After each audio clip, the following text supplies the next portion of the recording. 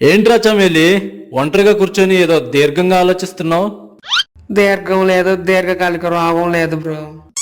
మరేంట్రా నీ బాధ? ఈ రోజు డేట్ ఎంత? ఓర్ని, అది గుర్తురాక అల్లాడిపోతున్నావా?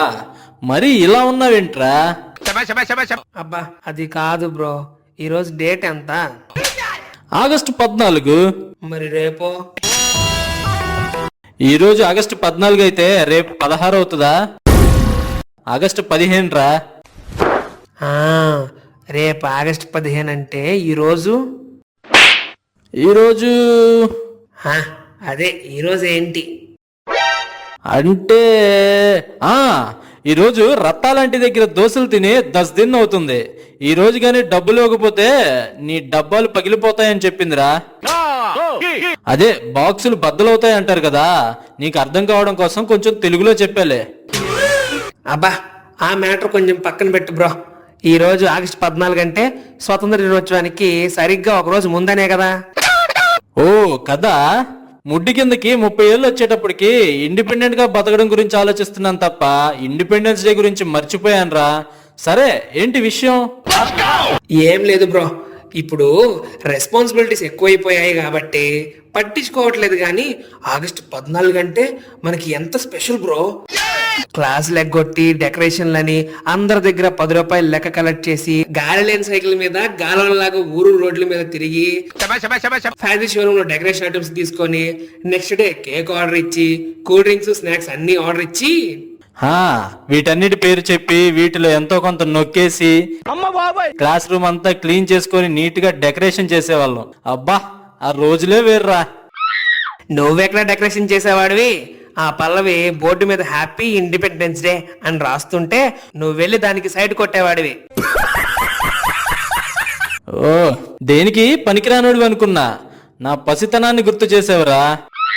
నీలో ఇంకా కుర్రదనం పోలేదే. మీ దుంపల్ మీరెక్కడ తయారయ్యారా బాబు?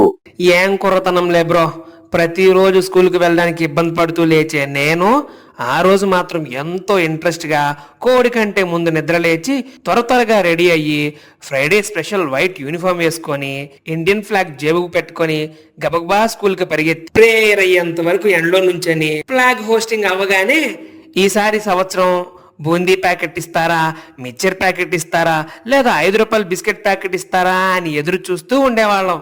నైట్ ఆర్డర్ ఇచ్చి తెచ్చిన కేకు కష్టపడిన వాడు కట్ చేయాలా, లేదా క్లాస్ లీడర్ కట్ చేయాలా, అది కాకపోతే క్లాస్ టీచర్ కట్ చేయాలా అనే కన్ఫ్యూజన్ లో ఎవరు కట్ చేస్తే ఏముందిలే అని ఒకరి చేతిలో ఒకరు పట్టుకొని అందరికి సరి సమానంగా పీసులు రావాలని ఆ కేక్ ని పీస్ చేసి అందరికి పనిచేసిన తర్వాత ఇక చివరిగా అందరికి కర్రీ పఫ్లు ఆర్డర్ ఇస్తే మనకు మాత్రం స్పెషల్ గా 2-3 ఎగ్ పఫ్లు తీసుకొచ్చి ఎవరికి తెలియకుండా సైడ్ చేసి సైలెంట్ గా తినేవాళ్ళం.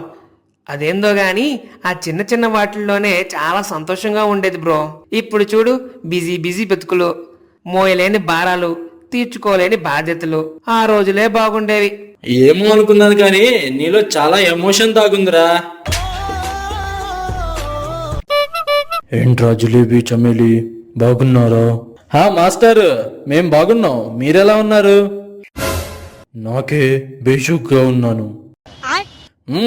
ఇంతకీ ఏంటి ఇటువైపు వచ్చారు? మాతో ఏం పని పడిందేంటి? ఏం లేదురా, రేపు ఆగస్టు 15 కదా, స్కూల్లో పిల్లలకు స్పీచ్ ఇవ్వడానికి ఒక స్పెషల్ గెస్ట్ని పిలుద్దాం అనుకున్నాం. కానీ తెలిసిందేగా, ఎవరి పనిలో వాళ్ళు బిజీగా ఉన్నారు. ఎవరైనా పెద్ద మనిషి దొరికితే బాగుండు అనుకుంటున్నాం. ఎవరో ఎందుకు మాస్టారు, ఇదిగో మన చమేలి ఉన్నాడుగా. ఏంటి వీడా? వీడికేం తక్కువ, హైదరాబాద్ లో పెద్ద ఉద్యోగం చేస్తున్నాడు. ఒక పెద్ద కంపెనీకి బాస్ అంతటోడు అనుకో. ఎవరైనా వీడికి తెలియకుండా అడుగు కూడా బయట పెట్టలేరు. రే బుక్ లో సైన్ చేయండి, ఎవరు ఎక్కడికి వెళ్ళడానికి లేదు. అమ్మా నన్ను దాటి వెళ్ళిపోదామని నాకు తెలియకుండా ఈగ కూడా బయటికి వెళ్ళడానికి లేదు. అవసరమైతే ఈగతో కూడా బుక్ లో సైన్ చేశాకే బయటికి పంపిస్తా. అబ్బో అంత పెద్ద ఉద్యోగమా? మరి కంపెనీ CEO అయినా సరే వీడికి గుడ్ మార్నింగ్ చెప్పండి ఏ పని స్టార్ట్ చేయడానికో. ఊర్ని చిన్నప్పుడు దేనికి పనికిరాడు అనుకున్నా, పెద్దయ్యాక ఎంత ప్రయోజకుడవుతాడని అనుకోలేదురా.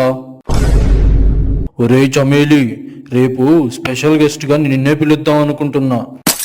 మన దేశం యొక్క గొప్పతనం పిల్లలకి అర్థమయ్యేలా చెప్పి వారిని నీ అంత ప్రయోజకులను చేయాలి.